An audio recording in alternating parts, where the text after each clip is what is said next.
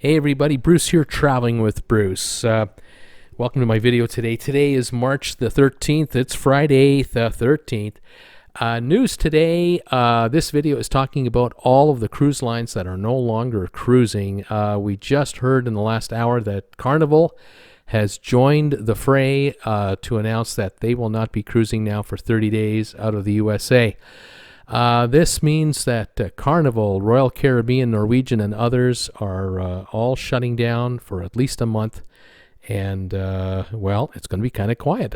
By the way, thank you for subscribing to my channel, giving my videos thumbs ups, commenting on my videos. I really appreciate it. Love your comments. Love to hear from you guys when you have news that you think I should know. Thank you for becoming a member of my Facebook group page, Traveling with Bruce, and also following me on Instagram. It's great. Well, let's talk about what happened today. In the last few days, we've heard Viking closed down their cruises, and they're offering 125% credits for future cruising right out till May 1st is when they're expected to be back in the water, pending, of course, how these things are going out there. Then we heard from Virgin Voyages talking about delaying their first paying cruise until August the 7th. They want to do a celebration of their brand new cruise ship, the Scarlet Lady, in July. We heard about Costa Cruising today. We've heard about MSC. We heard about AMA cruising. We've heard about Avalon Waterways. I mean, the hits just kept on coming. It was just absolute nonstop, one cruise ship after the other. Well, today was the big day for American travelers.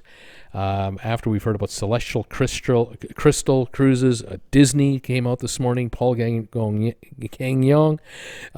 We heard about Princess a couple of days ago, Sega, Uniworld, and Windstar. Now it's the big three.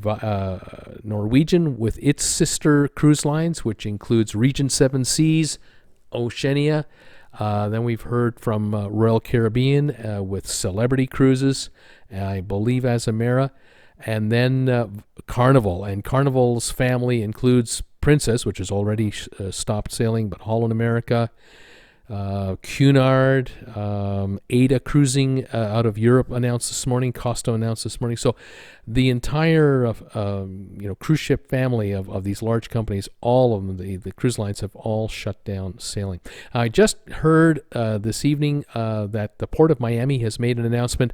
They're going to be waiving what are known as berthing fees, not birthing like having kids, but birthing, B-E-R-T-H-I-N-G. So in street language that I know, if you want to park your boat, you can do it for free while you're not operating, because the Cruise of Miami has insisted that they are partners with the cruise industry. They're going to try to make it as painless as possible to berth your cruise ship here, because this city, after all, is a city that is heavily involved and heavily promotes cruising. Now, I won't speak for the port in Fort Lauderdale, Port Everglades, but my hunch is that there will be probably a discounted rate to berth your ships there.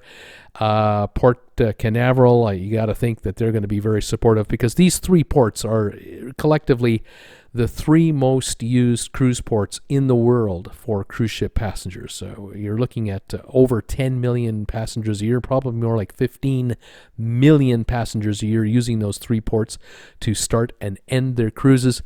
That represents practically half of all cruising. Now, other ports where the ships could go to would be most likely going up the east coast of the U.S.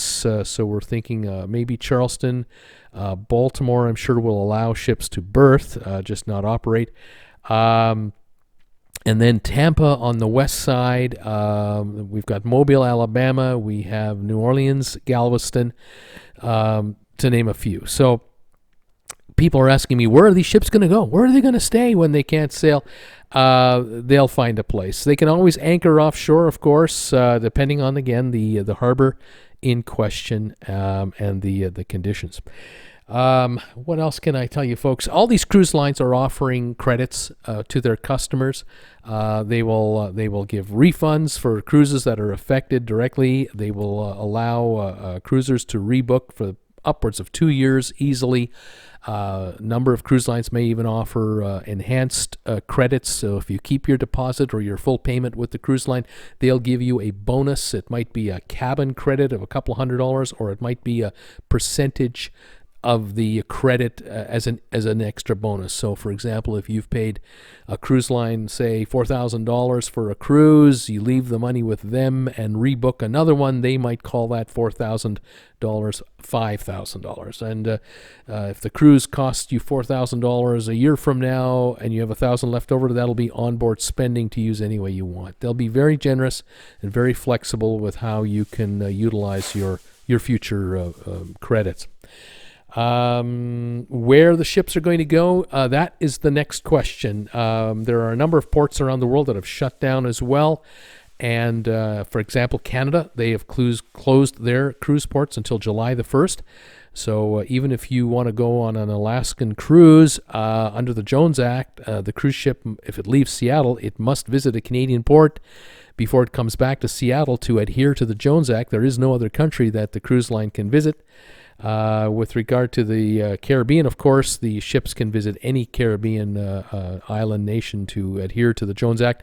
And of course, cruise lines, as we now know, they own their own private island getaways, which are in other countries. So that is not a problem from the Caribbean side. For New Englanders, the catch is, can the ships leave Boston or New York and go up to Baja Harbor, and can they make their way to Canada? After July 1st, yes. Before July 1st, no. So there will be some adjusting going on. There will be some itineraries that will or will not be available depending on the time of year you're considering. Now, all of this is assuming that the dreaded virus that's out there will be under control, and that countries, ports, cruise lines, and cruise line passengers are comfortable enough to go back to business and take a cruise. There's a lot to be speculated about. We'll follow this on a daily basis. I know there are a lot of cruisers out there who can't wait to take their next cruise, and this even this 30-day delay might be too much for some, but we're going to have to play this by ear and follow the news and see just how things progress and find out going forward how long it'll take for things to get back to, let's say, more of a normal state. In Europe, it's a totally, not totally different, but it's totally shut down. It's literally impossible to cruise the Mediterranean. It's almost impossible to cruise in Northern Europe. Ports left and right have been shutting off. Countries have been shutting down access to visitors. And there are countries in Europe and in the Mideast where if you arrive as a visitor, the first thing they want you to do is self-quarantine for 14 days. So until all of those conditions change, and things calm down, things won't be normal. Of course, without a vaccine and with the potential of anyone arriving at any airport in the world at any time, that person could be carrying the virus. I sense we might be in for a longer haul than we'd like to think about. But for now, the cruise ban in the U.S. is a 30-day affair. Cruise lines have all signed up for that. Canada, it's until at least July 1 for port access. Europe remains to be seen. And, of course, Asia is still shut down, even though new cases in Asia are beginning to lighten, but by no means has it stopped there either. There you go, folks. There's a quick rundown of what I see going on. The big day today has come, where people were wondering, will it happen? Will cruise lines stop cruising? It happened today.